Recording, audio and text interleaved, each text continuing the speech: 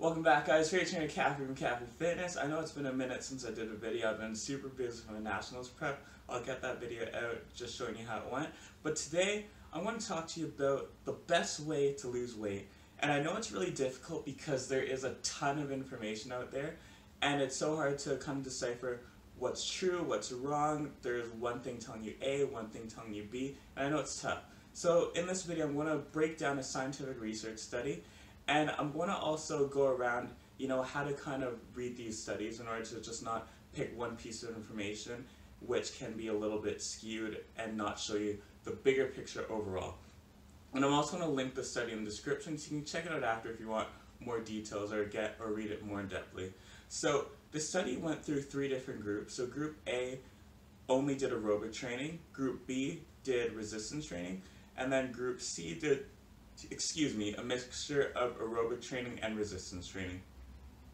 So when we look at group A, they actually, just from a total weight loss standpoint, they actually lost the most amount of weight. Group B actually gained weight, and then group C that did a mixture of aerobic and resistance training lost a little bit of weight, but not as much as group A did. So when we look at that specifically on just total weight loss, one might actually conclude, oh wow, aerobic training is the best method for me to use in order to lose weight. That's what the research study said, so it must be true. And so, kind of, if you're looking at total weight loss, but we do gotta dig a little bit deeper, and that's what you have to do when you kind of look at these research studies. So, yes, group A lost the most amount of weight. When you dig a little deeper, they actually lost some lean muscle mass. And if you lose too much muscle mass, that's not a good thing either. So now, group B that did resistance training actually gained more lean muscle mass. So if we look at it from a body composition point of view, then it's a very different outcome we get instead of just looking at that total weight loss. And then when we look at the third group that did a mixture of aerobic training and resistance training, they actually lost weight and gained lean muscle mass.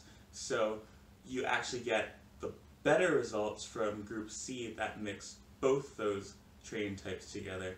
And then there's one other factor that I want to look at, which is time when training.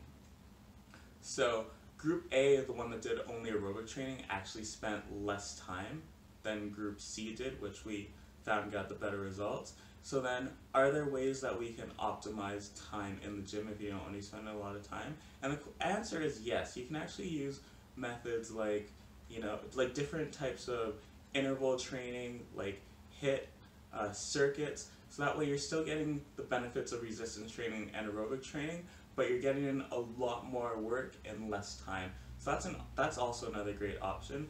And one of the other questions people always ask is, where do all the misconceptions come when people are looking at this type of research? And one thing to note is, when it comes to this research, it is easier to look at aerobic training as a whole, because let's say you're doing a study and looking at people, and you want to do a study based on resistance training.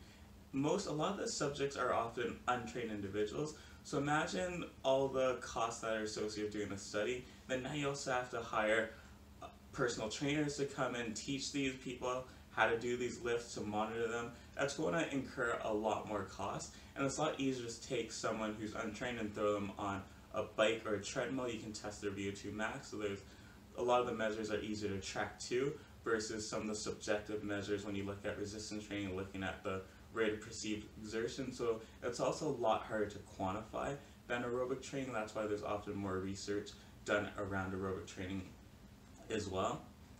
And so it's just, so I just wanted to kind of cover in this video how to kind of look at these studies to kind of broaden your view, get a 360 scope around the whole thing, and just to give you a sense of what are some of the best methods to lose weight. Now, if you want some more in-depth, like actual workouts you can do, training methods or training plans, you can head over to my website, caffeyfitness.com. I have a lot of great resources for you.